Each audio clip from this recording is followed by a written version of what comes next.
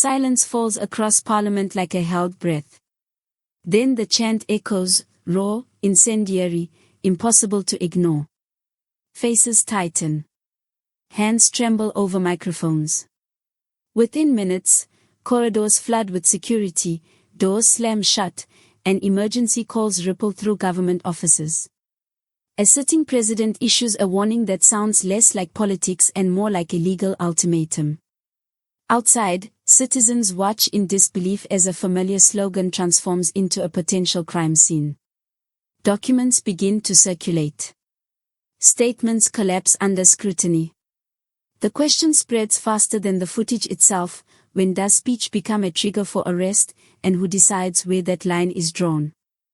The chamber is brightly lit, yet the atmosphere is heavy, almost airless.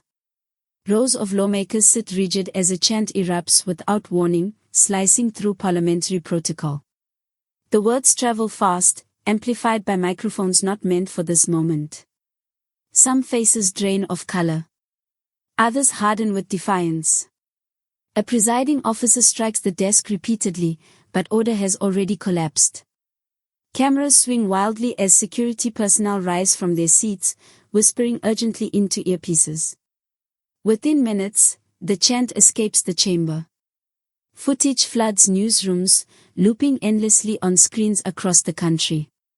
In government offices, phones begin ringing in rapid succession.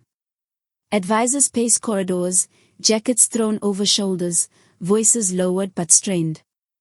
A senior official slams a door shut as an emergency meeting convenes, papers scattered across a long table, constitutional clauses highlighted, past rulings underlined in red. A leaked internal memo circulates among journalists, revealing panic over whether the chant could meet the legal threshold for incitement. Margins are filled with hurried annotations, international fallout, market reaction, criminal exposure. Opposition benches fracture in real time. Some lawmakers rush to microphones, insisting on freedom of expression, their voices shaking with urgency. Others retreat into silence, aware that every word is now evidence. Outside Parliament, citizens gather behind barriers, watching live feeds on phones, expressions caught between disbelief and fear. A woman wipes tears from her face as the chant repeats on a nearby screen. Then the presidential warning breaks. Delivered with measured calm, it lands like a blade. The language is precise, legal, unforgiving. News tickers shift instantly from debate to consequence. In private offices, advisors exchange looks of alarm. The political narrative collapses into uncertainty. As night falls and legal teams are quietly summoned, one question hangs over the capital, unanswered and dangerous: was the state preparing to draw a line, or preparing to cross it? Night settles over the union buildings, but the offices remain fully lit. Behind reinforced doors, senior advisors gather around a polished table strewn with legal briefs, security assessments, and printed transcripts of the chant. Voices are low, clipped, urgent. A constitutional expert traces a finger along highlighted passages, pausing at precedent cases where speech crossed into criminal liability. Each pause deepens the silence. Outside the room, aides wait with phones pressed to their ears, relaying instructions to ministries already on edge. The presidential warning is drafted with surgical precision. Words are weighed, revised, stripped of emotion. When it is finally delivered, the cameras capture a composed face, but the room behind the lens is tense. Journalists lean forward, sensing the shift. The statement is not accusatory, yet it carries unmistakable weight. Legal consequences are named. Responsibility is implied. Within minutes, international desks request clarification, and diplomatic cables begin moving quietly between capitals. Inside the ruling party, discipline begins to fracture. Senior figures argue behind closed doors, some insisting the warning is necessary to restore order, others warning it risks inflaming unrest. A hastily convened caucus descends into whispered confrontation. One lawmaker storms out, refusing comment, while another speaks on condition of anonymity, admitting fear that the situation is spiraling beyond control. Leaked legal notes surface hours later, obtained by investigative reporters. They outline potential arrest procedures, jurisdictional questions, and coordination with security services. The documents spread rapidly, igniting panic across political circles. Markets react.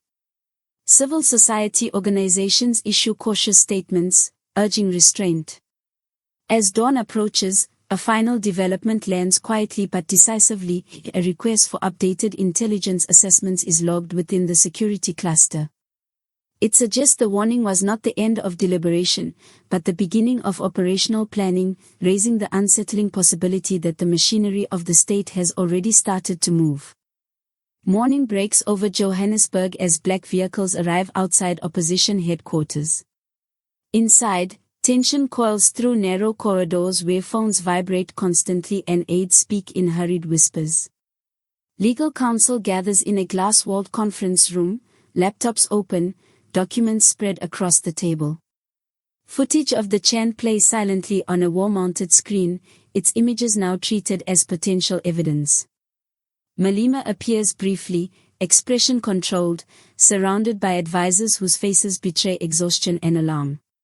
Investigative pressure intensifies. Journalists camp outside, cameras trained on every entrance. Leaked case files begin circulating, pulled from archives long thought dormant, past speeches, prior warnings, internal police assessments. Analysts on international networks dissect the situation frame by frame, describing it as a decisive test of democratic tolerance. Supporters gather outside, chanting in solidarity, but the energy is brittle, edged with fear. Security presence thickens, suggesting preparation rather than protection. Inside the party, unity fractures. A closed-door meeting erupts into confrontation as senior figures argue over strategy. Some urge escalation, insisting retreat would signal weakness. Others warn that provocation now could trigger arrest. Voices rise. One advisor slams a folder shut, accusing colleagues of miscalculating the state's resolve. The room falls silent when a message arrives from legal counsel. Prosecutors are reviewing thresholds, and timelines are being discussed. Documents obtained by investigative reporters reveal coordination requests sent to foreign missions, seeking guidance on potential diplomatic fallout. The implication is clear: the case is no longer domestic.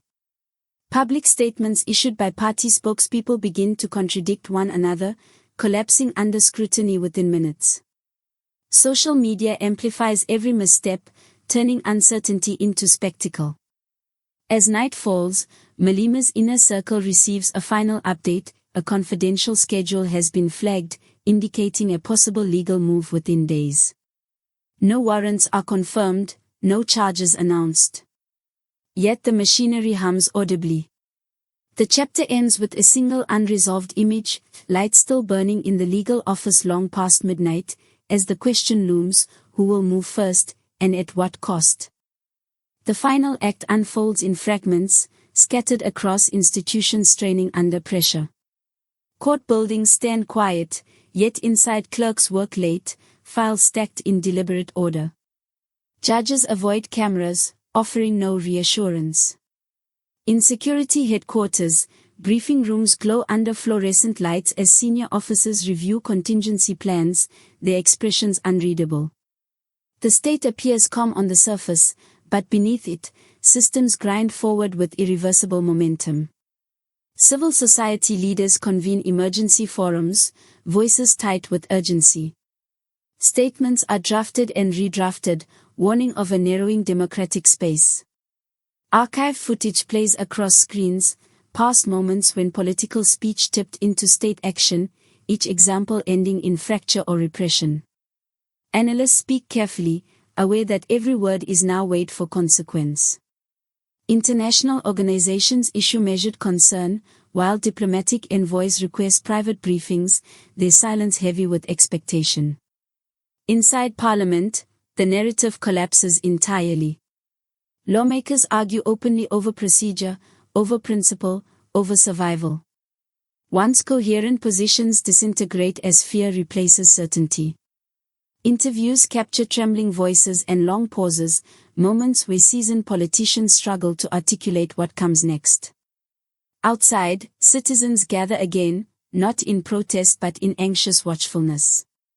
A father grips his child's hand as live updates scroll across a phone, unsure what future is being shaped in real time.